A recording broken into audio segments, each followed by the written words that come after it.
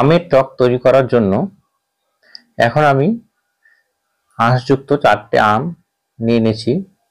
এখন এটাকে ছিলে কেটে রেডি করে নিব লম্বা লম্বা করে, সেটাই আমের টক তৈরি করে দেখাবো।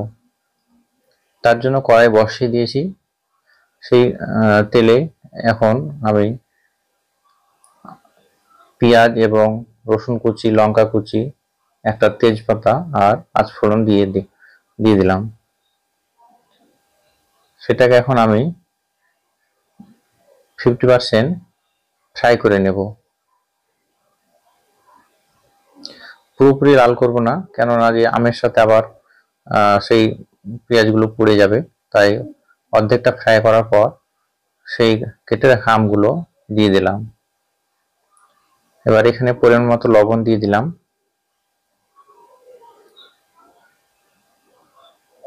আর দিয়ে দিলাম হাফ চামচ হলুদ গুঁড়ো, অল্প ধনে গুঁড়ো আর অল্প জিরে গুঁড়ো। এখন সব রকম মশলা দেওয়া হয়ে গেল।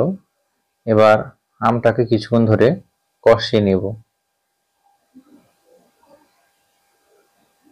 এইভাবে কষিয়ে আমটা রান্না করলে খেতে অনেকটাই ভালো লাগে। তাছাড়া নর্মালও সিদ্ধ করে পরে ফোড়ন দেওয়া যায়।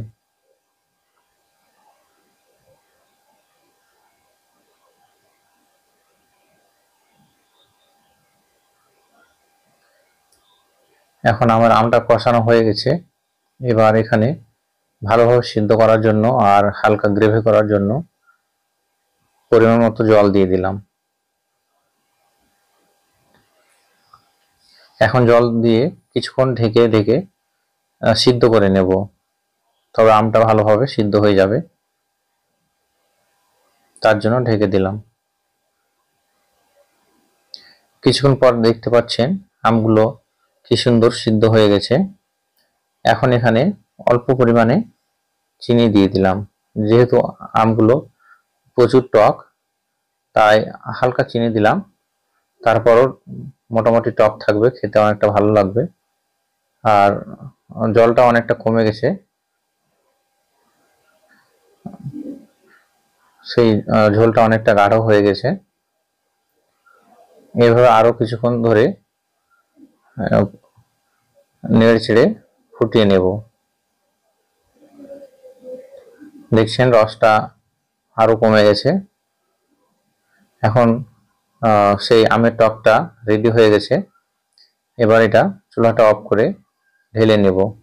এইভাবে আপনার বাড়িতে খুব সহজে আমের টক তৈরি করতে পারেন।